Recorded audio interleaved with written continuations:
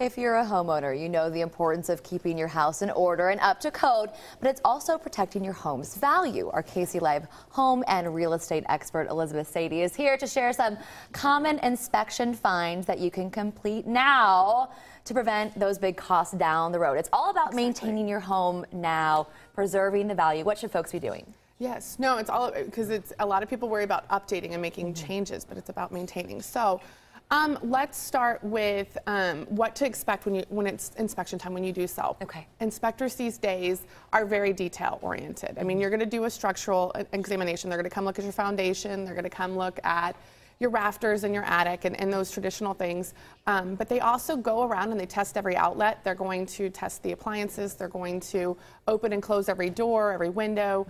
And they're going to take a screwdriver and go around and poke all the wood of your exterior to tell a buyer whether or not you've got wood rot. So it'd be very good to really look at your home in great detail now. And why now is important is if you don't maintain those spaces, they deteriorate. And then when you do go to sell, you might have $7,000 worth of repairs to make on the exterior of your home because you didn't keep the paint job, keep the exterior painted as you should.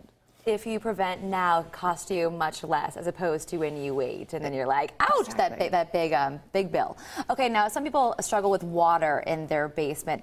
What common issues do you see with that? So this comes up on nearly every inspection, and one thing to check is to watch the grading on your exterior of your home. So you want to make sure that water is flowing away from your home, and it sounds silly and simple, but this is an example. So the water here actually, the ground is actually higher further away from the foundation, and it flows down into the foundation. So near the foundation, the ground is actually lower than it is like maybe up by those bushes there. So what happens when it rains is all the water is just pouring into the foundation there, and that can cause you to have water in your basement. Another thing, and a common thing that they recommend when they do an inspection, is for you to bury your downspouts. So we've got a picture here showing where someone is, you have the splash blocks. Well, those don't always get them away from the proper, away from the home. One of the best things to do is to attach these black pipes to the bottom of your drain downspouts. So that's We've done that, and actually it's not that hard to do. Burying it is a little bit of a challenge, but it really does take the water away from your basement, away from your home and the foundation. Exactly, and if someone woke up with water in their basement this morning after the rain that we had today, that would be one way, and you don't even have to get it buried. If you can just get it flowing away from the house temporarily, that would be a great way to start. Great, okay, so let's talk about the exterior. What other projects should folks invest in? So talking again about maintaining, you're going to want to go around and make sure that you don't have any exposed wood. So over the years, you may have painted your house, or never painted your house, but that paint job might be 7, 8 years old. And so if you've got exposed pieces of wood like there is in this picture here, you want to make sure that you're going to get a fresh coat of paint on that and then and seal it. So caulking and sealing around windows. This is a picture of a window where it's just gotten never been repainted and caulked and sealed over the years. Well, these people went to sell their house and they had an extreme amount of wood rot, which either you need to fix before you go on the market, or you're going to have a buyer come in and ask you to fix those after repairs, and that can add up quickly. I mean, I've seen before bills for wood rot of $3,000, and if you can prevent that now so that you're not having to pay for that later, it's a good idea. Investing in sealing and painting is much less expensive, no doubt. Now, there are some water-sensitive things inside to look for.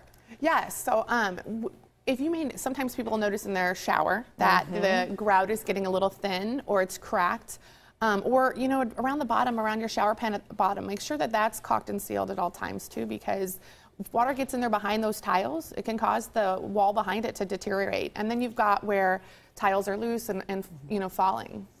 And now there are also some safety issues in terms of electrical, yes. Which that's something that you usually hire someone else to do, as opposed to caulking your shower. No, and as far as the electrical goes, that's another thing that there's a lot of times in an inspection you're going to find ungrounded outlets or double-tapped outlets where someone is back in the day gone in and maybe added another breaker, but you can have an electrician come over for free, and it would be a really good idea and to take care of it, because there's so many times too where an inspection, when you sell your home and you're going, oh my gosh, we lived all these years with these kind of safety issues. Well, some great advice. Thank you so much. All right.